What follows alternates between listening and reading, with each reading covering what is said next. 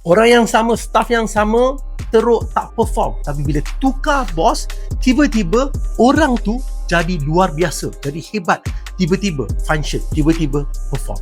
Kenapa ya? Tuan-tuan, sebenarnya dia bermula dengan bos, dia bermula dengan leadership. Ada bos berpegang kepada satu perkara, bila orang nak buat kerja dengan baik, kita beri dia kepercayaan, kita beri dia ruang. So bila staff tu buat salah, kita jangan marah dia terus. Kita jumpa dan bincang apa yang kita boleh belajar daripada kesilapan ini. Lama-lama staff tu akan improve, akan jadi lebih berani untuk buat keputusan, untuk ambil tanggungjawab.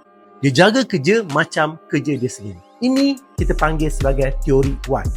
Bukan staff yang berubah dulu, tapi cara bos berfikir, cara bos approach, ubah segalanya. Barulah staff akan ikut berubah. Soalan untuk anda yang sedang menonton, anda bos teori X atau teori Y? Tinggalkan komen di bawah. Akademik Dr. Aizul Aman, pembelajaran sepanjang hayat.